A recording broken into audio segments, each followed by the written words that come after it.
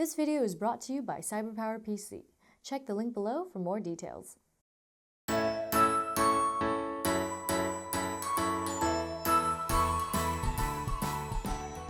Hi everyone, welcome back to Joanne Tech Lover. I'm Joanne, and today I'll be covering this Roccat ISKU FX multicolor gaming keyboard. And it features the Roccat Talk Fx, which will notify you via your lighting effects if your in-game stats change. I mean, on your mouse, your keyboard, if, for example, your health goes down, your mana goes down, you get poisoned, and the like. Here is everything that comes in the box, which isn't much, but it's all you need. So you get this beastly looking keyboard, as well as a quick install guide, but I will tell you everything you need to know about this keyboard, my dearies.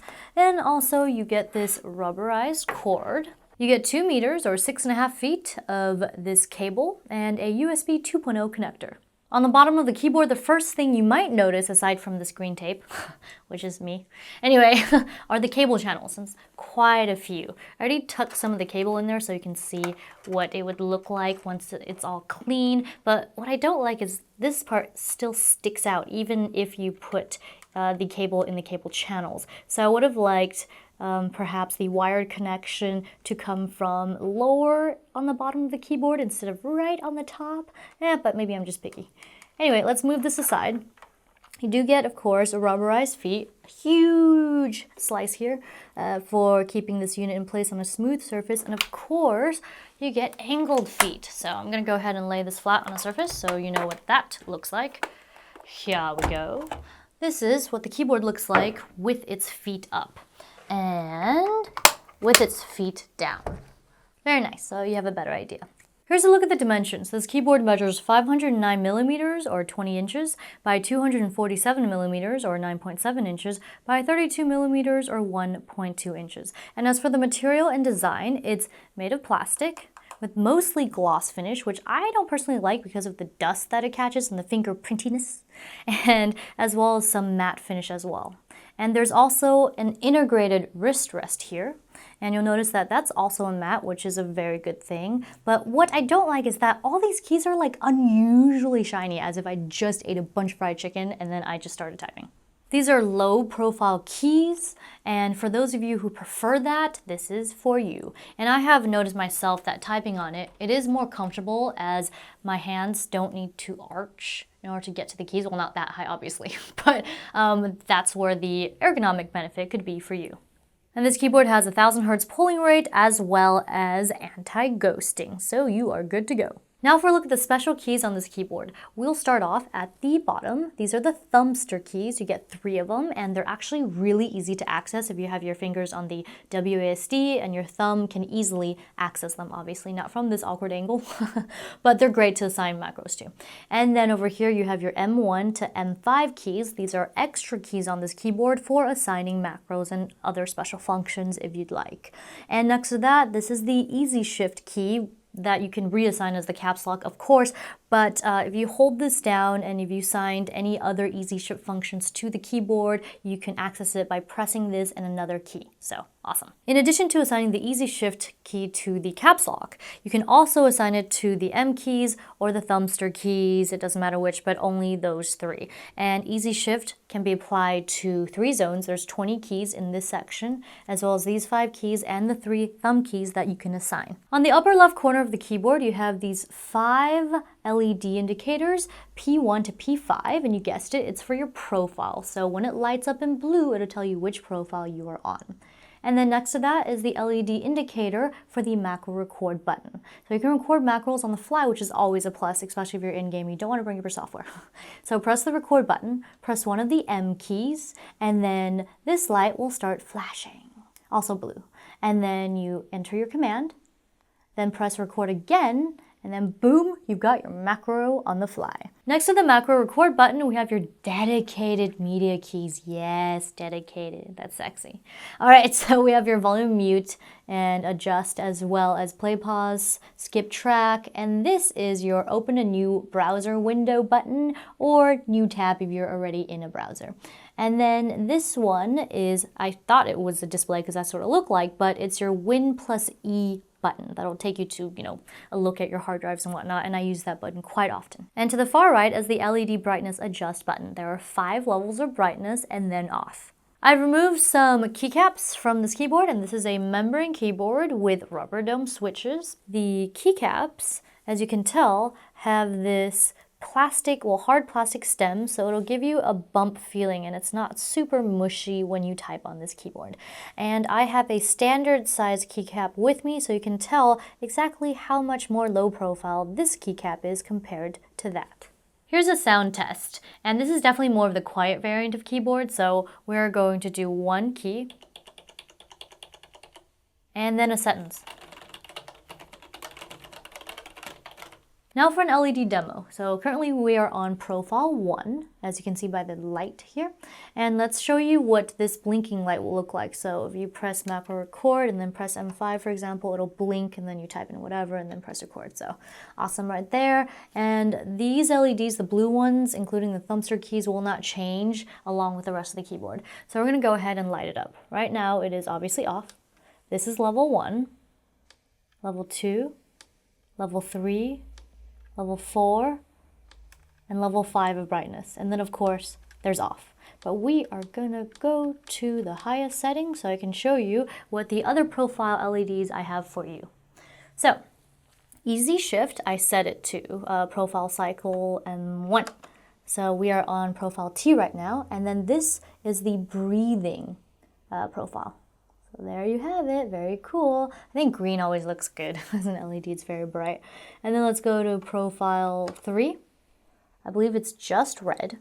And then profile 4. And I've set profile 4 to color cycling. So it's gonna cycle through a bunch of colors. So if you didn't only want the one standard color, or if you didn't just want breathing, you can go ahead and check this baby out. And then let's go ahead and go to profile 5. So easy shift, M1, and I just wanted to show you yellow.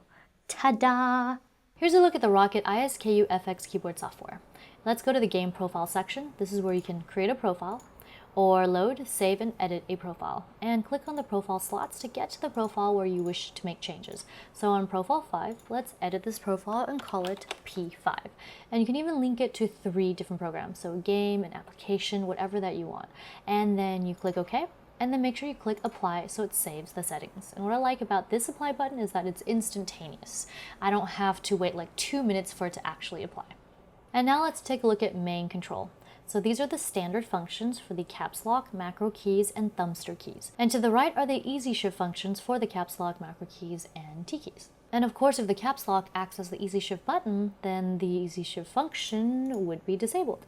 But you can of course change it back to standard if you don't wish for your caps lock to be easy shift. And you just click the drop down menu to access all of these features. So the M keys as well as the T keys can also be easy shift, but that's it, not the 20 other macro keys.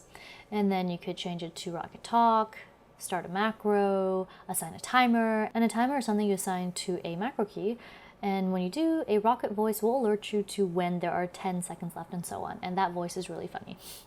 And then of course, profile cycle, I set that to a easy shift key already. Multimedia keys, Internet Explorer system, and a bunch of other options. So let's go ahead and create a macro, shall we? So open up this menu. You could choose a macro set to create a new macro in, or you can create another macro set. So let's do that. And call this macros. And hit OK.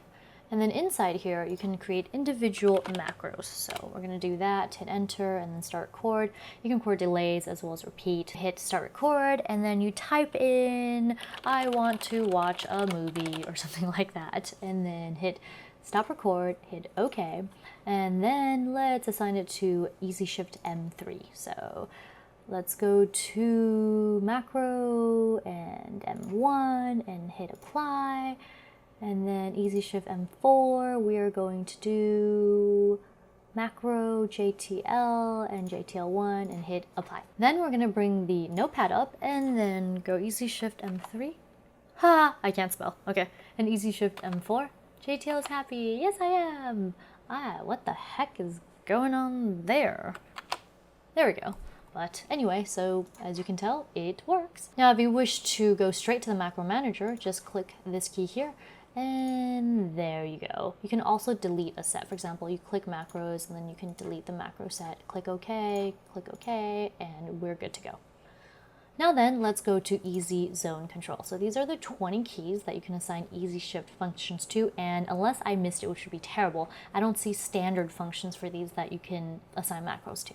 So this is 1 to 5, Q to T, A to G, and Z to B. And you just drag down the arrow menu. You can set a macro, a timer, standard, and all that, but I don't see as many functions as there were for the M keys and the T keys and so on.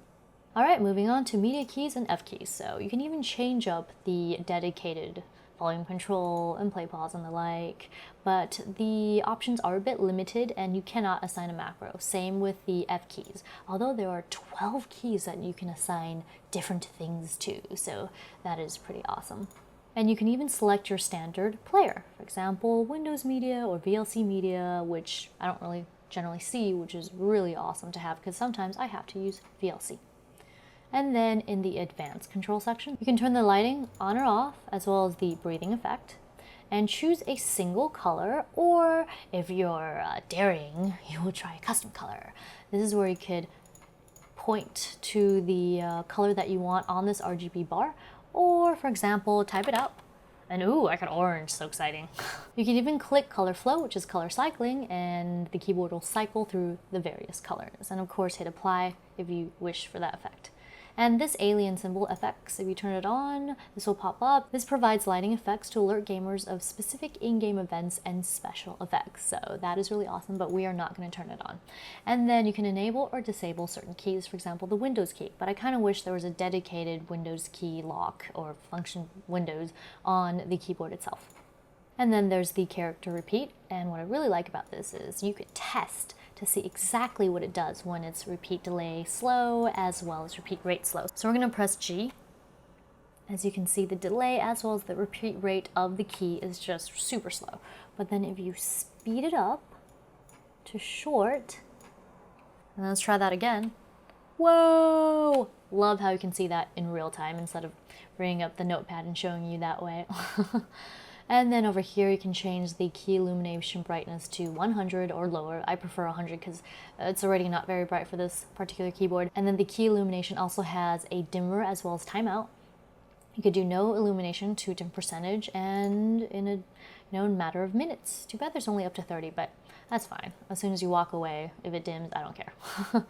And there's even sound feedback, so this is awesome. So let me try profile switch. And of course you can unclick it if you don't want Roccat to talk to you. So I'm going to press easy shift and M1. Profile 1, profile 2, profile 3. As you can tell, he's like really into it. It makes me just want to say yes, so happy to be in this profile. You can also reset the driver to factory default if you want, but only if you want to burn everything you've ever created. Alrighty, now let's go to RAD. RAD stands for Roccat Achievements Display, and you can see how many keystrokes you've made throughout your lifetime using this keyboard. And you can also get trophies, ooh yes, for how many you have completed, so that is pretty awesome. And then let's go to update and support. You can download drivers here, or here's some online support and support form. Look, it says recommended if you really need it, and there's even email request. How cool. You can reach them in so many ways. Well, that wraps it up for this tutorial on the Roccat ISKU FX keyboard software. Here's a look at the pros and cons. So what I like about this keyboard, the keys are set lower on the board so it's more comfortable when you type. And I like the placement of the dedicated media controls for volume and play pause, and every keyboard should have at least the dedicated volume controls. The macro keys are always a plus even if the keyboard isn't fully programmable, and the software is a breeze to use. And macro record on the fly is great, so when you're in-game or in a program and you don't want to bring up your software menu, you can program straight from the keyboard. The thumbstick keys are useful when setting macros because of where they are located, and the easy shift key could come in handy for a second set of commands. And of course, for those who prefer, backlighting is a plus, especially being able to program multiple colors to the keyboard. And now for the cons. The keys are super shiny, which can be distracting, and I don't really like the gloss finish because it's fingerprint prone and just catches so much dust. And the record and LED buttons are a little bit rickety when pressed. The wrist rest cannot be removed, but what if I wanted to swap in a different one? And LEDs are not bright enough in well-lit conditions. Wish there were more lighting effects aside from breathing and color flow, and the keyboard needs per key illumination. It would have been nice if this was a fully programmable keyboard, and I prefer mechanical switches, but some of you probably don't mind the dome. Well, that wraps it up for this look at the Roccat ISKU FX multicolor gaming keyboard. I'm Joanne, and if you like what you saw and you want to see more like it, be sure to hit the like, comment, and subscribe buttons, as well as follow me on social media, Joanne Tech Lover Facebook fan page, Joanne Tech Lover again on Twitter, and Joanne Tech Lover once more on Instagram. Also, please don't forget to hit the donate button so it can help expand this channel and feed this techie. Oh, and I started up a new channel called JTL Lifestyle where you can check out my videos on everyday gadgets and random gadgets. Who knows, you might like it. Also, one more channel that I started is JTL Cuteness Overload for an injection of cuteness into your life. One last thing is storeenvy.com where you can go ahead and check out my 8.5 by 11-inch autograph prints that you can buy. I guess all that's left to say is, mwah! See you next time!